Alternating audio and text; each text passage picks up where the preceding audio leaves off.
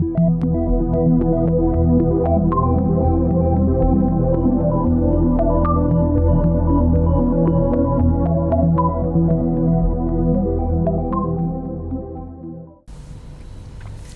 em termos de perfil epidemiológico, eu ainda gostaria de fazer alguns comentários sobre a questão da resistência, né? Eu basicamente fiz algum comentário sobre o inquérito nacional.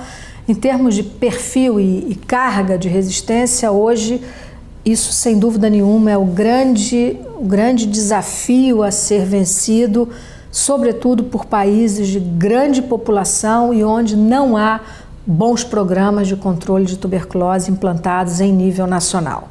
Então, hoje, se nós observarmos muito rapidamente, conforme se observa nesse gráfico aqui mostrado, 62% de todas as formas multiresistentes no mundo se concentram basicamente em 3 países: China, Índia e a antiga União Soviética na Rússia.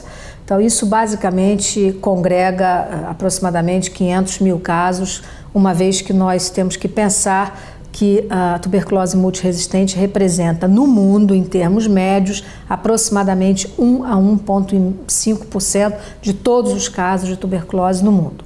Então, esse dado é importante.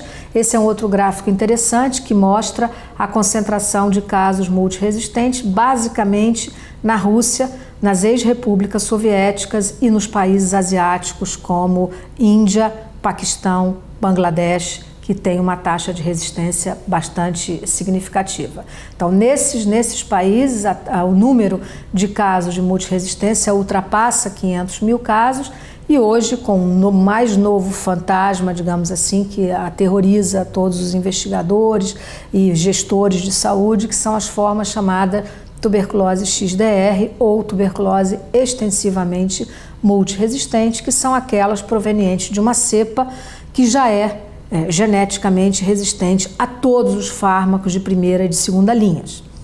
A cepa XDR foi descrita a partir da detecção de um surto ocorrido na província de KwaZulu-Natal, na África do Sul, no final do ano de 2005, publicado em 2006, reconhecida pela OMS no final do ano de 2006. É uma cepa que concorre com uma mortalidade extremamente alta, como foi no surto original, onde 90% dos pacientes praticamente faleceram. A grande maioria deles era co-infectado pelo HIV, numa área mineira, nessa província da África do Sul, a qual eu me referi. Hoje a cepa XDR, ela é reconhecida no mundo inteiro. Nós, particularmente, comunicamos à OMS já em 2009 de que o Brasil também tinha cepa XDR, embora nós reconheçamos, e aí queria fazer um parêntese, nós hoje já sabemos quem é a cepa predominante que circula no Brasil. Quer dizer, a cepa, a família genética que circula no Brasil, predominantemente é a família LAM. Já há estudos, inclusive com a participação de investigadores brasileiros da Fundação Oswaldo Cruz, mostrando que no Brasil circula sim a chamada cepa Beijing, que é uma cepa também geneticamente resistente a todos os fármacos de primeira e segunda linhas, e certamente circula a cepa XDR, embora nós não possamos especificar o número de casos precisamente, mas pelo banco de dados e pelo sistema de monitoramento da vigilância epidemiológica da tuberculose multiresistente, nós já sabemos que temos algumas centenas de casos XDR circulando, muitos deles já falecidos, mas nós não podemos dizer que o Brasil não tenha cepa XDR, embora seja minoritariamente em relação às demais. Esse é o dado oficial da OMS, nesse gráfico, publicado agora no primeiro semestre de 2010, onde o Brasil faz parte. Então, como os colegas podem observar, um número grande de países tem cepa extensivamente multiresistente circulando. Em termos de epidemiologia, eu gostaria de concluir mostrando que hoje, portanto, de acordo com os dados oficiais da OMS, esse é um dado de 2010, 1,5% aproximadamente de todos os casos no mundo são cepas multiresistentes. Essas taxas de resistência são maiores, como eu referi, em repúblicas, nas ex-repúblicas da União Soviética, como por exemplo no Cazaquistão, que chega a praticamente 20%, Israel em aproximadamente 14%, algumas regiões semi-independentes da Rússia também com taxas muito altas. Em relação à multiresistência, a infecção pelo HIV e AIDS não parece ser um problema predominante, isso deve estar relacionado em aproximadamente 3% dos casos novos de tuberculose. Portanto, o impacto da pandemia HIV, ela não está determinada especificamente em relação à resistência, mas ela deve representar um acréscimo em termos de mundo de aproximadamente 10% no número de casos de tuberculose.